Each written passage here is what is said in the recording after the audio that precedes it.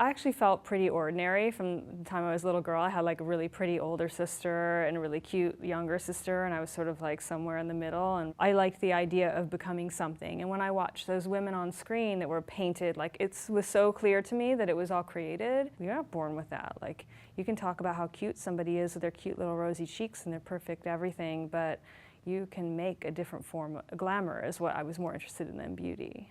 So they're sort of almost shamelessly artificial about it in a way. Yeah, in fact, I really love artificial man-made beauty for many reasons. Like I enjoy walking the streets of Paris and looking at all the man-made beauty there, like the fountains and everything, more than I like being on the beach in California. I feel like glamour is a little bit of like the creation of art and the creation of beauty, and it's like something I really like respect, you know? So that's one element of burlesque, the sort of the creation of a glamour, sense of glamour. The other is obviously the striptease element.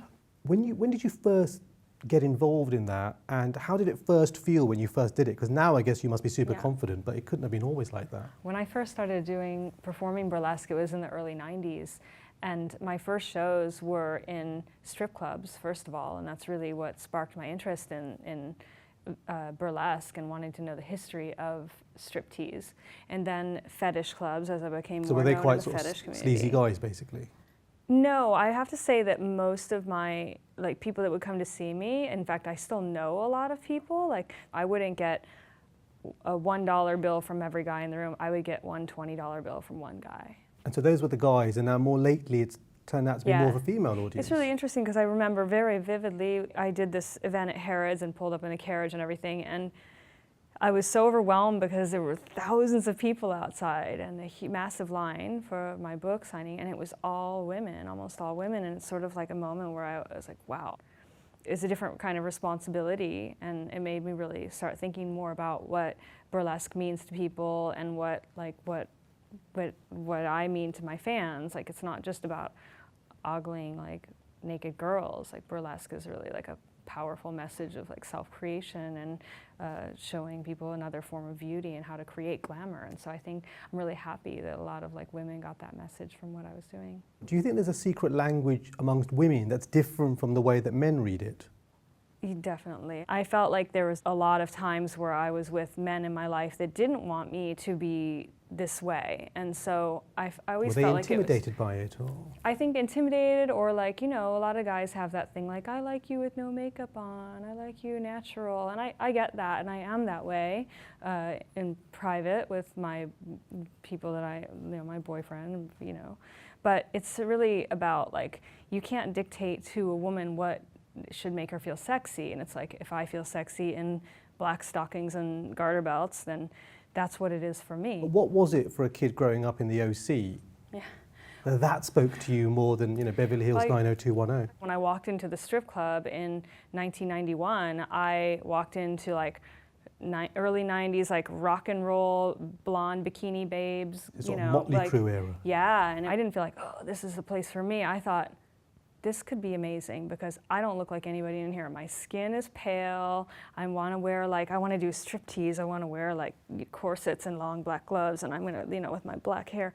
And I just felt like I could capitalize on something because I'm different. And that entrepreneurial branding part of you, was that there right at the beginning? Because nowadays, obviously, you're as much a brand as anything else. Kind of. I mean, I think I just wanted to be professional and successful and you know, I always looked at it like, this is my time, I'm just doing this, like, this is my 15 minutes, I'm gonna look back on these days when I was 22 and I was a fetish model, I'm gonna have the pictures and I'm gonna hide them from my kids. Like, I really thought it was like some little thing I was just doing for fun, and I didn't know it was gonna be like this, you know. I didn't have any intention of that, although I liked with each little triumph, with each little victory, like, you know, being like in the Playboy book of lingerie, I was like, wow, that's cool. What can I do next? You know, being on the cover of Playboy was a little like, whoa, I can't believe you know, it was a little like those little things pushed me to like, what can I do next? And so that's where I am now. It's like I want to keep like one-upping myself, and because I'm really shocked that burlesque has come into the mainstream and